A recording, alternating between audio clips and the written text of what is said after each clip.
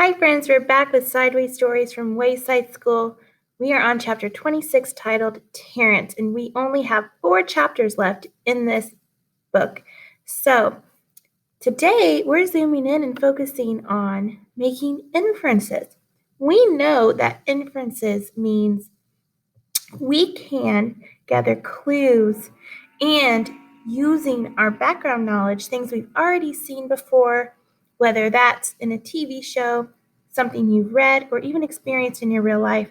And then we're going to infer what the author is trying to tell us. But the author does not come out and actually say these things in the story. So here's a great example of making an inference. We're going to zoom in and focus on first the picture. So here we could see a picture of, we know that this is titled Terrence, so we can infer that this is Terrence. All right, so looking at this picture, we can see that he is doing something. It looks like he's kicking that ball over the fence. What can we infer about our friend here, Terrence? So think at home some things, and then let's go ahead and see what I can come up with and see if yours matches at home. I can infer by the look on Terrence's face, he has a slight grin to his smile here. He's not unhappy when he's kicking that ball over the fence. He seems a little joyed about it. So I can infer that Terrence is maybe mischievous.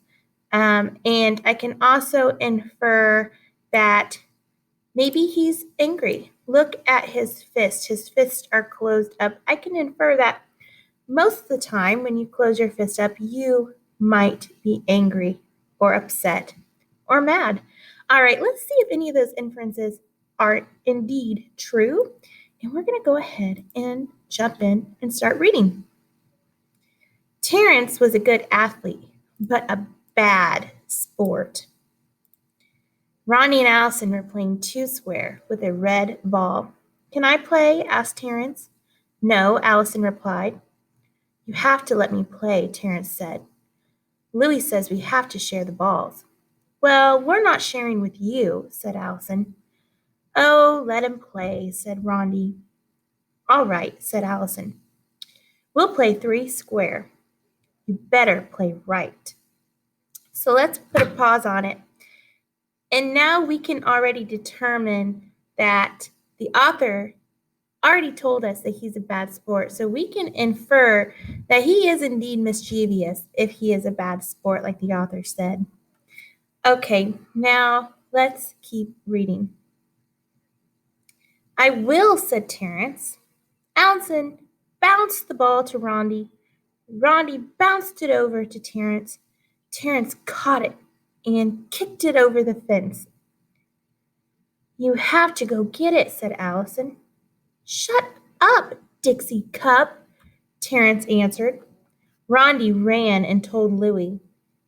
DJ and Damien were playing basketball. Uh-oh, here comes Terrence, said Damien. Hey, let me play, said Terrence. Get lost, Terrence, said Damien. You have to share the balls, Louie says so, said Terrence. Okay, but just throw it in the basket. Don't kick it, said Damien. I won't, said Terrence. Let's stop and make another pause. Now, we know that making inferences are very, very similar to predictions. So can you maybe infer what might happen next and predict what might happen next? Based on what we read, if someone's already kicked the ball once over the fence, and we know that they're a bad sport and mischievous, do you think they're going to do it again? I think they might. Let's keep reading. First, Damien took a shot. It bounced off the backboard and through the hoop. Next, DJ took a shot. He threw it underhand, way up in the air. It came down through the hoop without touching the rim. Then Terrence took a shot. He kicked it over the fence. You idiot, said Damien. Take a train, Peanut Brain, Terrence answered. DJ went and told Louie. Stephen, Calvin, Joe, John, and Leslie were playing Spud. Stephen was it. Everyone else had a number. Stephen had to throw the ball up in the air and call out a number. The person who had that number had to try to catch it. So let's make another pause. So our inferences and predictions were correct. Terrence did kick it over yet again, the fence. All right, let's keep reading. Do you think it's going to happen again? Most likely. Can I play? Asked Terrence. No, said Calvin. You'll just kick the ball over the fence. No, said Joe. No way, said John. No, said Leslie. Sure, said Stephen. Newcomers are it. He gave the ball to Terrence. Just throw the ball up in the air and call out a number between 1 and 5. Okay, said Terrence. The children formed a circle around Terrence. 1,000,000, yelled Terrence as he kicked the ball over the fence. What did you do that for? Asked Stephen. Eat a frog, warthog, said Terrence. Stephen ran and told Louie. Terrence looked around. There was nothing to do. There were no balls left. Louie walked up to him. He was followed by Allison, Rondi, Damien, DJ, Stephen, Calvin, Joe, John, and Leslie. What's the matter, Terrence? Asked Louie. There are no balls, said Terrence. Do you have a green ball? No, said Louie. All of my balls have mysteriously disappeared. Darn it, said Terrence. There is nothing left to kick. Nothing left to kick? Asked Louie. Oh, I don't know about that. What do you think, Rondi? Is there anything left to kick? Rondi thought a minute, then she smiled.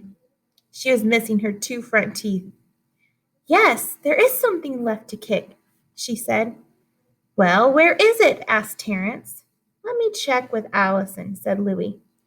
Allison, is there anything left to kick? He winked at her. There sure is, said Allison. What? Asked Terrence. How about you, Damien? Asked Louie. Can you think of anything? Damien nodded his head yes. Well, what is it? Asked Terrence. He couldn't wait. DJ, we still got anything around here to kick? Asked Louie. DJ smiled. Yes, we do, he said. Give it to me, Terrence demanded. I don't know if I should, said Louie. What do you think, Calvin? Should I give it to him? I think you should, said Calvin. You heard Calvin, said Terrence. Give it to me. Not so fast, said Louie. Leslie, should I give it to him? Oh, yes. I think he deserves it, said Leslie. Give it to me, Terrence repeated. All right, let's put a pause on it. So what can you infer right now? Well, first, let's make a prediction. What do you think might happen? What is it that they might actually give Terrence? Okay, do you think they're going to give him a ball here? Also, what can you infer that the other children here are feeling when Terrence is repeatedly kicking that ball over the fence and having them be left with no balls to play with? So now we're going to infer how Terrence feels.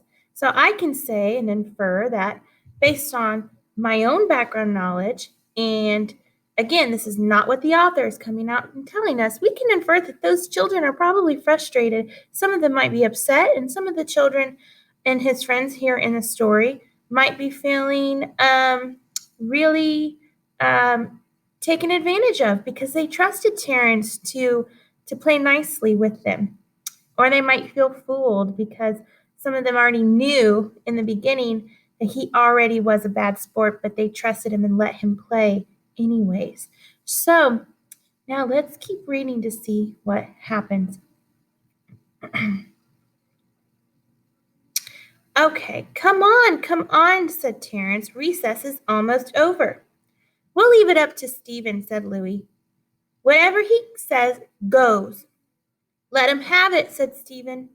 You heard him, Louie, said Terrence. Let me have it. Okay, said Louie. He picked Terrence up and kicked him over the fence.